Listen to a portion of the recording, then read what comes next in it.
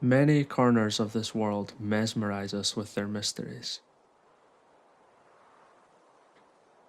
These odd places are incomprehensible to reason, but we are subconsciously attracted to them.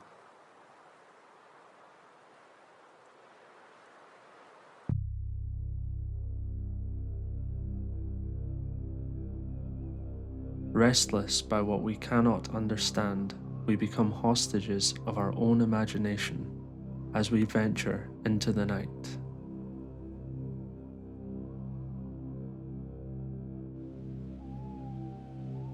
Over the past 60 years, hundreds of dogs leapt to their deaths from the Overtoun bridge, much to the owner's shock and dismay. Some call it suicide.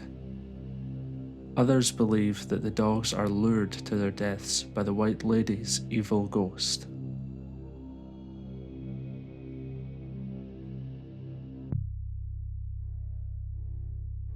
Beyond the urban legends, it becomes clear that man is still haunted by the unknown.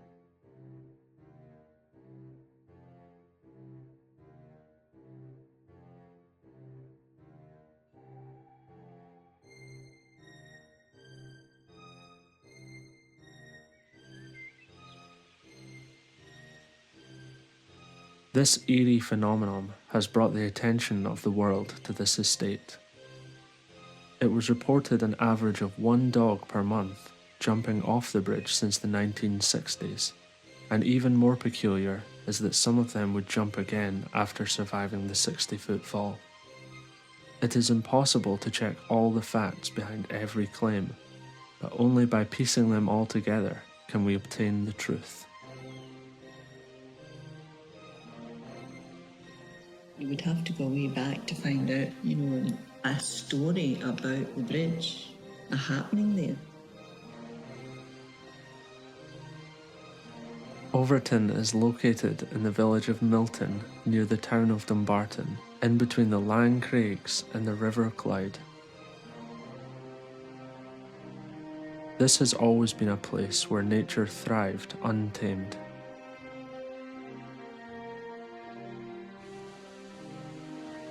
The estate is divided by a burn that runs through it. The Celts were the first recorded inhabitants of this land. Pagan Celts believed that spirits and gods lived in nature. Mountains, streams, and woodlands were places of worship and ritual. Overtoun may have been a place where the Celts mourned the dead, since they believed this was a thin place, a transcendent bridge between our world and the invisible one. A significant aspect of Celtic mythology is the belief that odd animal behaviour was a warning from the spirits. The unexplained dog deaths would certainly be perceived as a bad omen. In fact, 30 years after these incidents started, a great tragedy occurred on the site.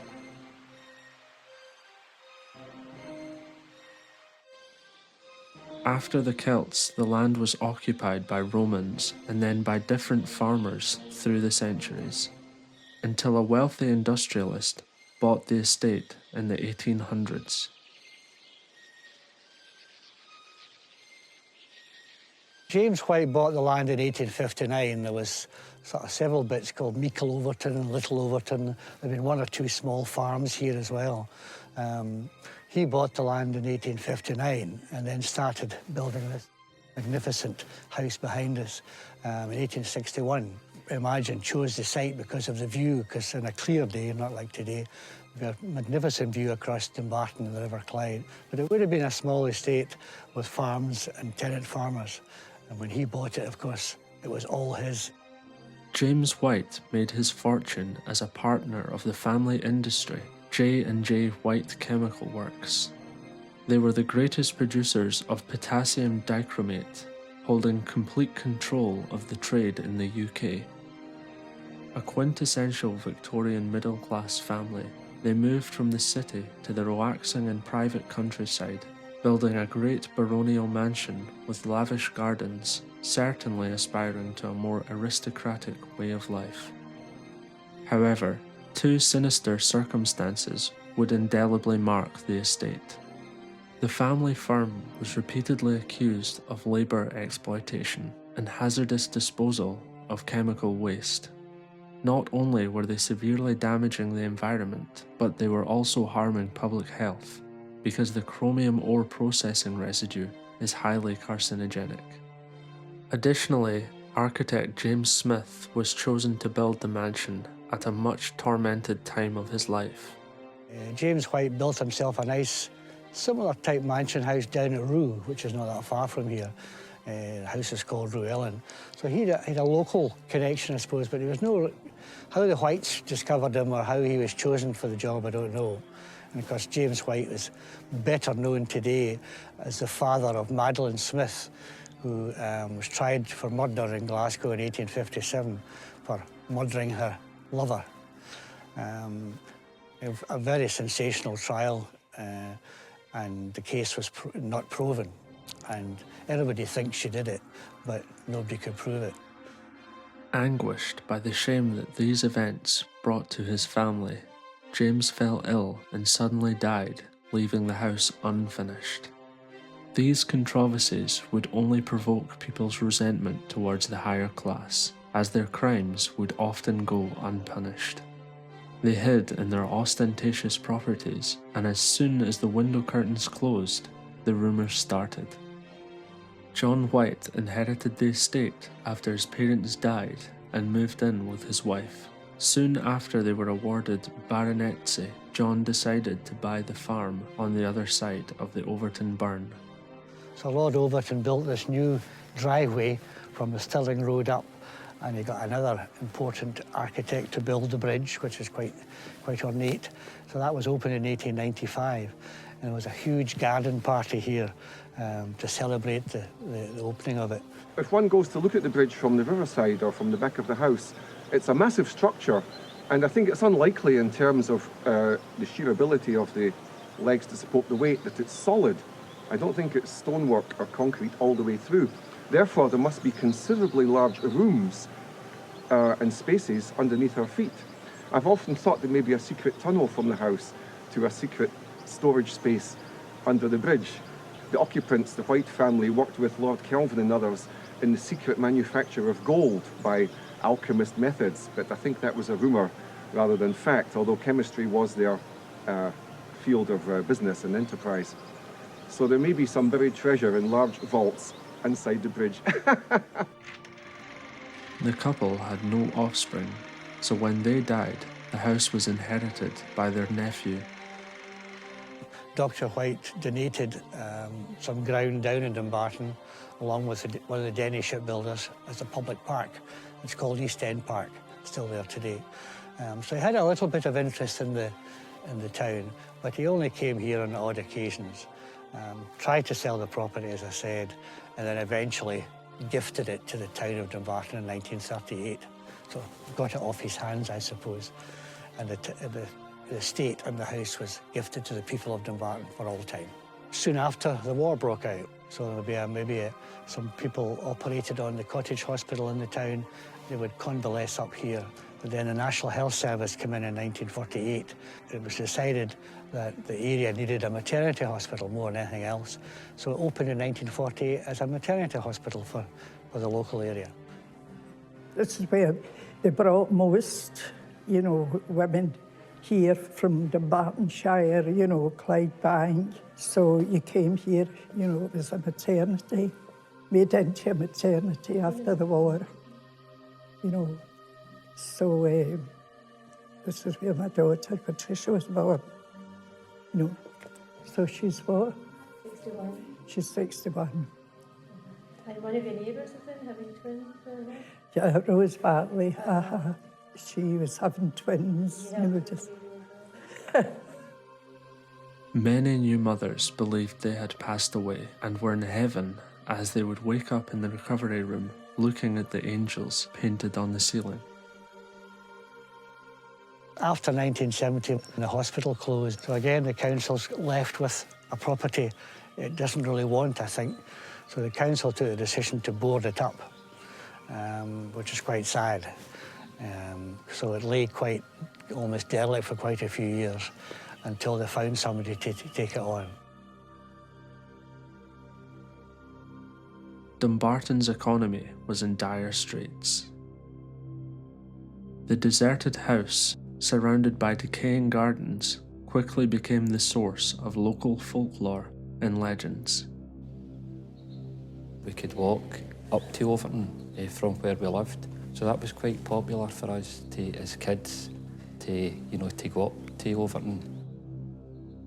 I'm born on Halloween, and this freaked me out even more because it was my 13th birthday, and it was about Lady Overtoun. Oh, we were getting freaked out by these lights that were getting across in the dark, and so there was some bright guy who was feeding us this story about this being Lady Overtoun's ghost, because there was always this thing in the background about Lady Overtoun used to wander about Overtoun. A dense shadow lingered over the locals, and dogs seemed to react to it with a voluntary sacrifice to cleanse the town. What do you think about the dogs jumping over the bridge and things like that? Well, I think that was quite. Had you heard of it? I had. I just found it very strange, that dogs, I just couldn't fathom that out. Various dogs have leapt over unexpectedly to their owners, surprise to their deaths. They're jumping into the just like a ravine, and they had me. They tried to find out why they did this, but nobody's ever found it. In the autumn of 1994, a very disturbing event would shock the town. A local man suffering from severe depression threw his newborn baby off the bridge, believing it was the Antichrist. Something very macabre seemed to attract so much death to this one place. The estate remains forsaken until 2001, when a missionary family from America leased the house. Around the same time, a local newspaper reported the strange occurrences at Overtoun, and so the legend of the Rover's Leap Bridge was born and spread around the world. When I first heard that there was a big deal about the dogs jumping off the bridge, because my personal experience with it, I actually saw it happen a couple of times. I just always thought, well, that just has something to do with, something the dogs are seeing. There's a natural phenomena associated with that. And so I really didn't think a lot about it, except it's sad that the dogs were injured. But then when I started hearing all the stories, and then it just grew so big, and it's like, oh, there were 60 dogs, and there's, I don't know how many, I thought, that's weird. When I heard the statistics that, literally 100 dogs had jumped off this one structure, and that it was being called suicide, that's the first thing that intrigued me. I think out of a lot of the animal related documentaries and films that I'd been involved in, that was the most intriguing subject. In the following years, many visited the site, drawn by the enigma, and even though a reasonable explanation was found and substantiated, the theories and conspiracies never ceased. Why is this? Why was the ghost of the White Lady created in the first place? We need to fall inside our minds to answer the most critical questions.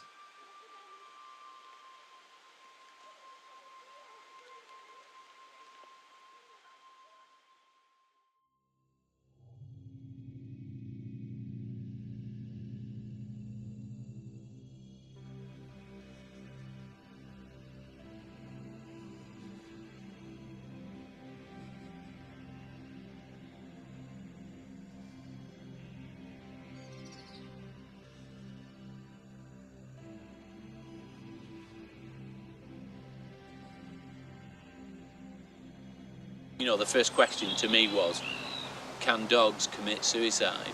And I said, no, they don't have the frontal lobes, they don't have the perception change to premeditate and say, I'm fed up with life, I'm going to jump off this bridge. The actual explanation is that there's small furry animals make nests on the outside of the parapet of the bridge. Dogs smell this and leap over. They think it's flat, so they're just jumping onto flat ground. It's too late. They see it's a drop. That might be it, because it started happening at the same time that the minks were imported here to Scotland and then released. Dogs do jump off structures. It's not just unique to the bridge at Dumbarton. In this local area here, there are a number of stone structures, and over the years there have been a series of dogs that have been injured by jumping off the structures. The idea that dogs would commit suicide off a bridge, which is purely projecting our humanness about, people suicide off bridges.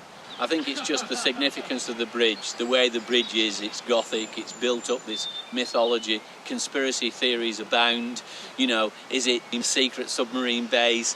Is it ghosts?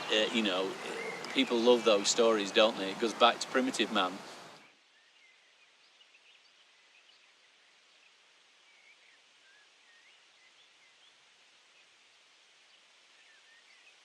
It's a very dramatic location.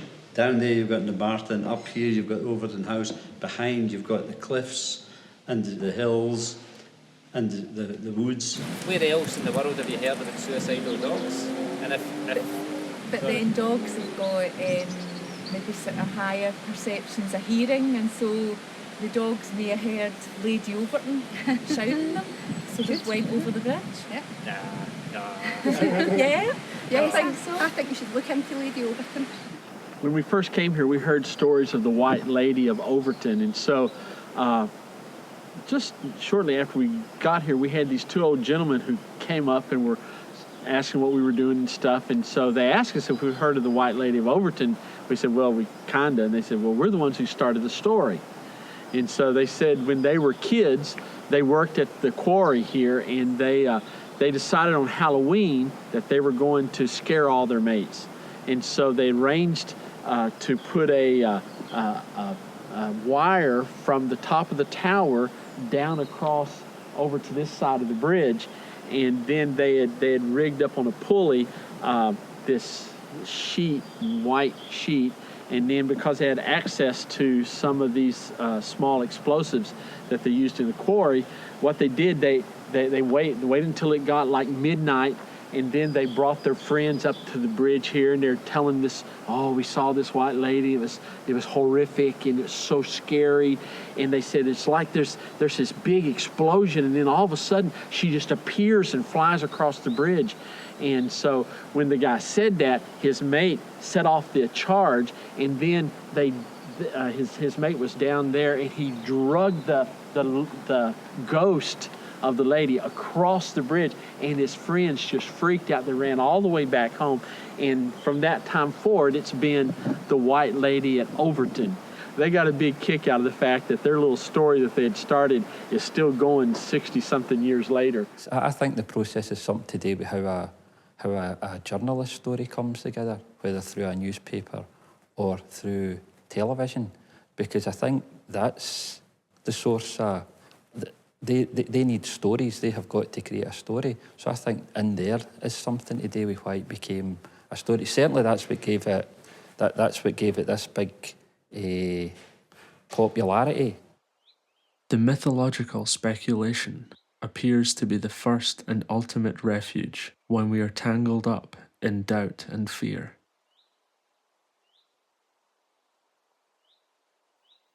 There are many different forms of urban legends. Some of them are short stories, in effect. Some of them are just a single fact or claims to be a fact. The thing that's common about them is that they're widely believed without a lot of evidence to support them. And that's what interests me as a psychologist. Why should people believe things which aren't true? Here we are in the southern necropolis of Glasgow, where a particular urban legend became familiar to people because of the actions of children. Children believed locally that there was a vampire with iron teeth that killed and eaten two wee boys, and they were expecting to see the the vampire here. So it was their actions that led us to be aware of that belief. When we first came, people never had their dog on a lead, ever. They walked up here, they turned their dog loose, and the dogs ran, and you know, it was just an easy area for them to do that because there's not a lot of people up here. But since then, I still see people, when they go to the bridge, they put their dog on the lead and walk him over the bridge. Even the little bitty ones, you know, like he couldn't get up there with the ladder. Human beings tend to look for sinister ideas when they don't understand something. And that's probably based on religious views and stuff you watch on the TV or stuff you watch or read in magazines. I've found in life that mysteries or questions often have multiple answers. It's not either is it this or is it that, it's probably both, you know, or several. People are interested, as I say, in supernatural. It's a part of life that they find absorbing, but also they like to feel famous, and they like to feel that this may be part of a tourist attraction which will bring income into the area. So there's a mixture of emotions that led people to believe that there was a very supernatural explanation for the dog sleeping over.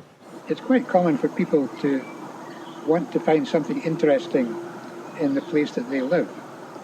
And one sort of interest can be that something frightening or strange has happened. And sometimes this is associated with a particular spot. A bridge could be interesting, made more interesting if something strange happens there. So what could be more strange than the idea of a dog committing suicide? You don't have urban legends building around a flat somewhere in the south side of Glasgow. You have it to do with a big, fancy, Gothic type place in a hill. And I'm sure that most of these big kind of places like this will have something built around them. I think it's just a human need to and people like stories. More than it is. Yeah, it's people like it is, especially interesting or exciting stories they like. You know? Yeah. Ghosts and strange behaviour. I'm sure we could invent an urban myth right now, because when you filmed, you can actually think of a story and it'll become real because you filmed it. When you hear the story first, I assume the person is telling you this is something strange associated with this bridge. And so that's interesting. And obviously there is a rational approach to that. You could take, well, what's the evidence for it? Is there any explanation other than suicide and so on? But that's not necessarily the first thing that comes to a person's mind. They may simply be struck by this as an interesting story. Because it's interesting, they'll be inclined to tell it to somebody else, and that other person will find it interesting, and so on. So they haven't consciously rejected a rational explanation. It's just that rational explanation does not come into the discussion. People, I think, that are storytellers.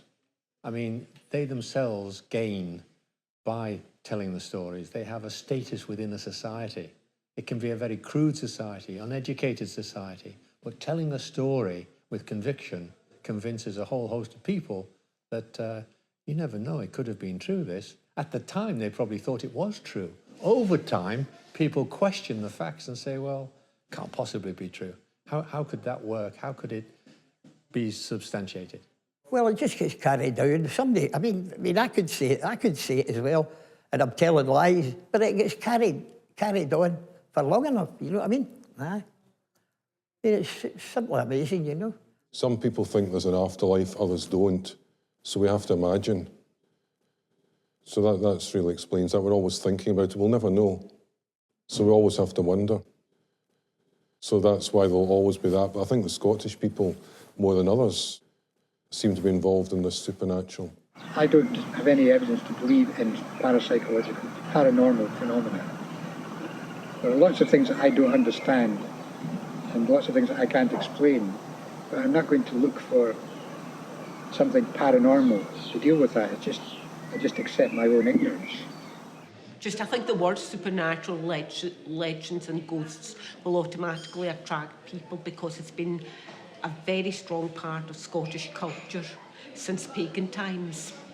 And it's sort of intermixed with religion, the fabric of society, and a lot of people still have a very strong, maybe not belief, but interest in the supernatural where it may cross over with spirituality. Scotland perfectly illustrates this perennial duality of our psyche. A country that forefronted the industrial and technological revolutions that shaped our modern world, while at the same time owning a very rich oral tradition where ancient history is the dream of the poet Ocean, who is a myth himself. The Scottish Enlightenment, guided by a unicorn, propelled Western civilization towards the future. There's kind of a continuum between the mythical and the scientific. It probably isn't as clear-cut as there are stories from science and there are myths. You don't have to claim to know point blank there are no ghosts, there are no poltergeists, there are no demons. I mean, that would be, to my way of thinking, slightly too dogmatic an assertion, particularly if you are, a follower of Hume. Experience is everything. Your best instincts can be overturned by experience. The future needn't resemble the past. Everything you think you believe could be overset in an instant. It's perfectly possible that the reality behind your experience just may not correspond to your experience at all. It may have some completely different form. It may have a form that you actually couldn't recognise. So the philosopher who sees experience, science, observation as the test of reality, as the test of knowledge, does have a problem with, well, what is reality then?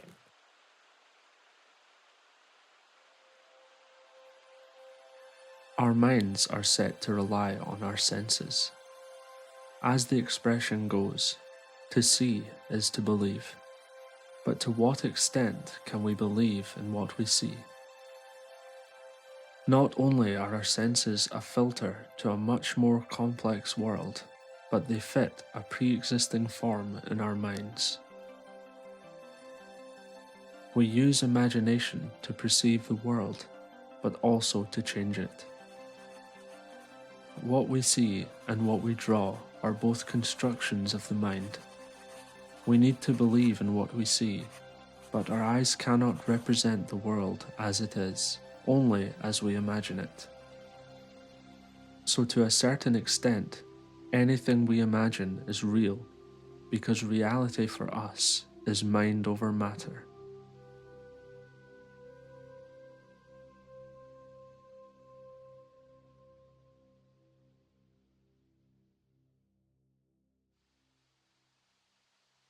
Overtoun is a humbling reminder of our limited knowledge, to how overwhelmed we are by all the questions with no conceivable answers.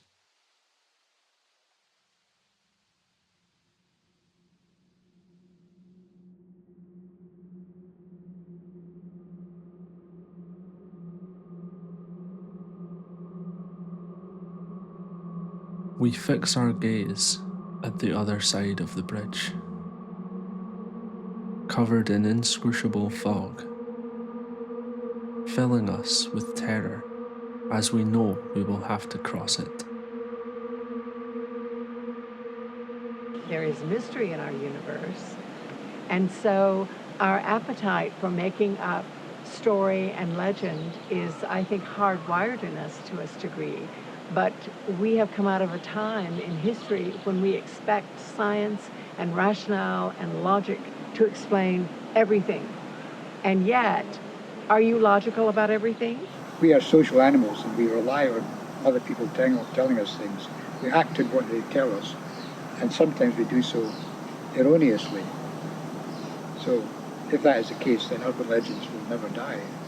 Mythology springs from trying to impose categories on experience that make experience comprehensible and make the world sort of navigable. And so I don't want to say that there's a hard and fast rule between the myth generating side of us and the kind of theory generating, because there's a case for saying that an awful lot of exploded scientific theories now have the same sort of status as myth.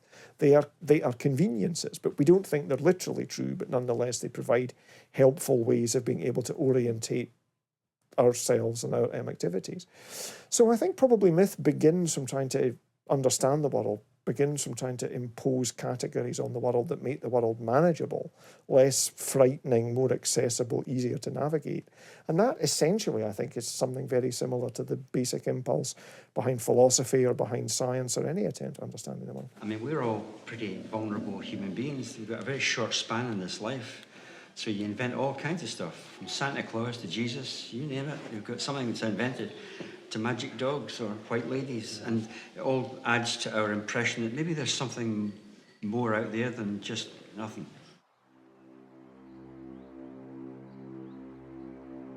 The allure in Overtoun is the idea of dog suicide. A law of nature is broken, and we feel anxious for an explanation, just like we would if the sun stopped rising, or if the oceans turned red. Scarier than any ghost story is the existential dizziness we feel by the unknown. What lies hidden beyond that silent darkness is the greatest torment of all. Death.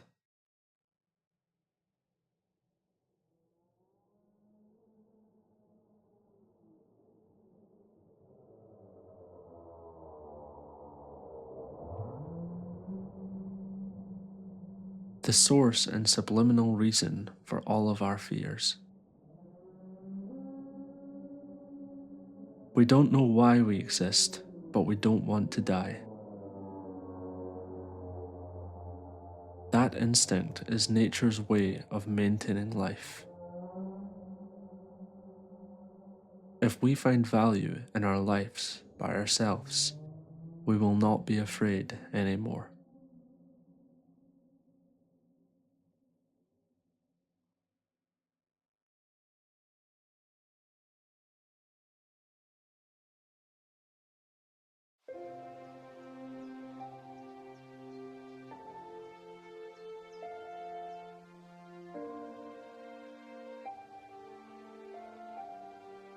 The story of Overtoun would be incomplete without including the present occupiers of the house, Reverend Bob Hill and his family.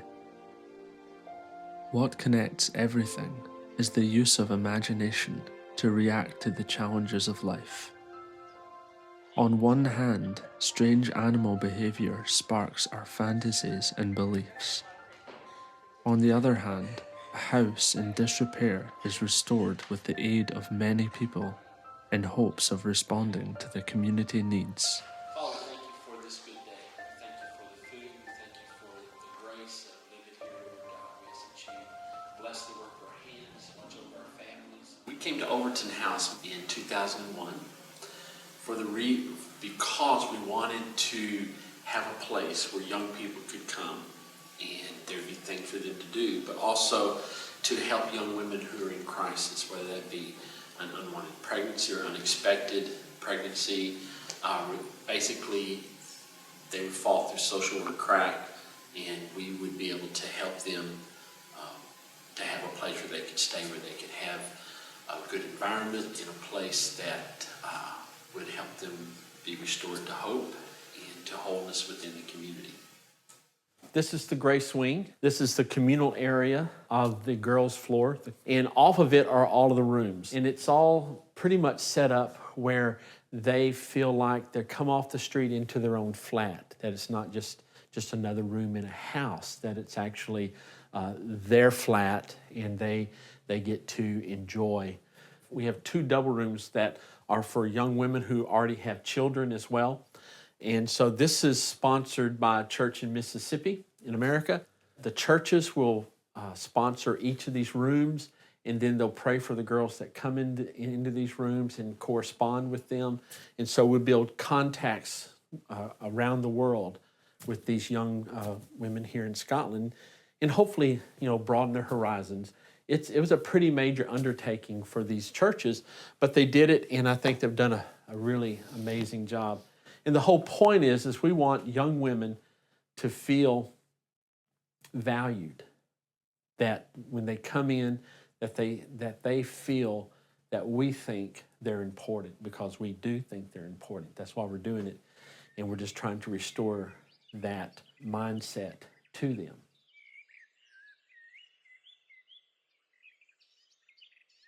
The greatest asset evolution gives us is the ability to actively participate in the flourishing of life, to create and transform reality to what we conceive. Imagination forces the mind forward, so the more we understand the mechanics of this world, the more we will be able to match it with our vision of it. Our financial package was literally God will provide. And so our story has been through all of these years of doing this with the house, He has provided for it. If people have donated money, people have donated their time. And it's been pretty amazing to see that happen. We get many young women coming and wanting to help on the house. A young girl painted this mural behind us. Some young girls painted a mural out in the hallway.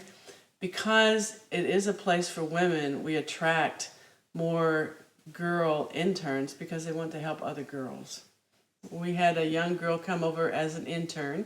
She has painted this picture and then she's put animals in the clouds so that children of the girls that are on this floor can look up and find animals in the clouds like you would just do outside. She was just recovering from having a brain tumor. And so she had intense migraines all day long. And she went out on the grounds at the back corner there of the wall. She came up here and she painted that whole thing in 2 days. Overtoun is indeed a mythological place where people care about each other for no better reason than a sense of brotherhood, a place brought back to life from a family's calling and vision. More than a legend, Overtoun is an allegory of how our creativity can positively influence the people and the world around us. Long before this house was ever here, this area was known for the fact that you could experience God. In Celtic legend, there are certain areas in this country that, like the veil between heaven and earth, is quite thin, and it's easy to have spiritual experiences here.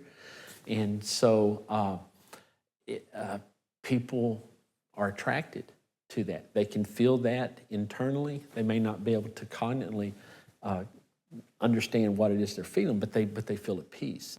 I was up there just last weekend. We went up for lunch on Friday, and I hadn't been up for a long time, so I saw the change. I mean, the house and the grounds that they're trying to clean up and putting new fencing up and making nice paths and trails, you know. We come for the overall experience, and it's mainly for the beauty of nature, for the very pleasant country walks, yet very close to where we stay. We don't have to travel miles out into the country.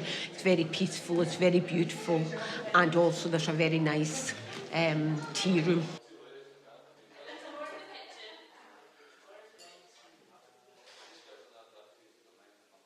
You can walk around the estate, you can enjoy the estate, and really, if you want to believe what he said, well, it's all part of the day out, the entertainment, the time that you enjoy, and so on and so forth. So I love coming up here.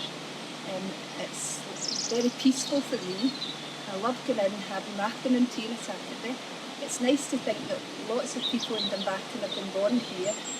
And I love that the house is open now to all the public, and anyone can go in and enjoy Overtoun House.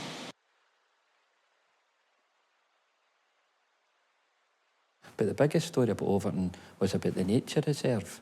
Beautiful place, lots of paths to walk, place you could disappear in and feel like you were in a totally different place.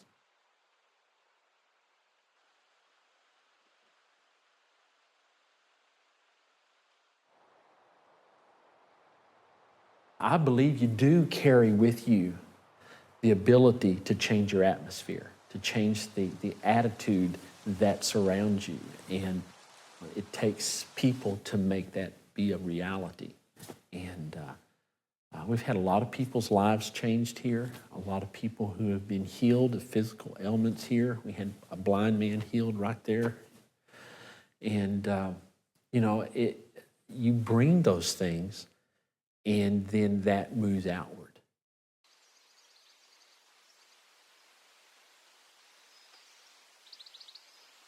As the last veil comes off, something is revealed to us.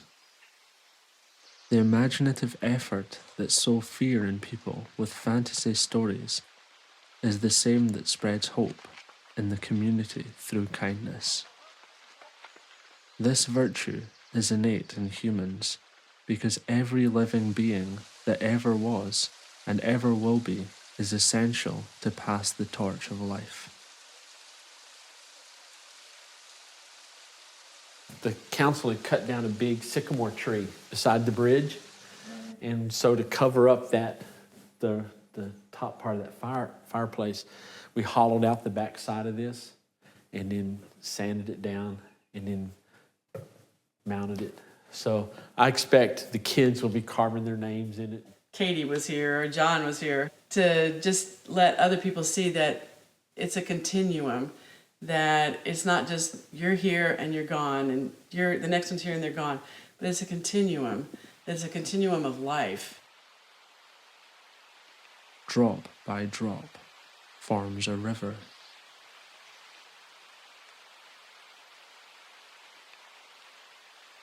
Life is water falling in a vertiginous, everlasting moment.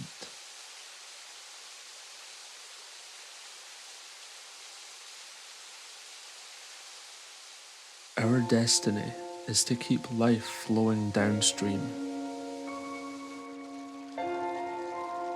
Each one of us is a step in an epic journey to divinity.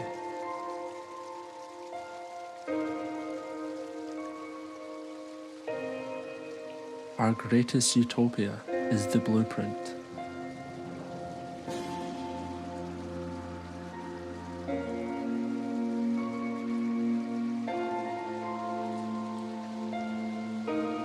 God is not dead. God is waking up, slowly, as we dream.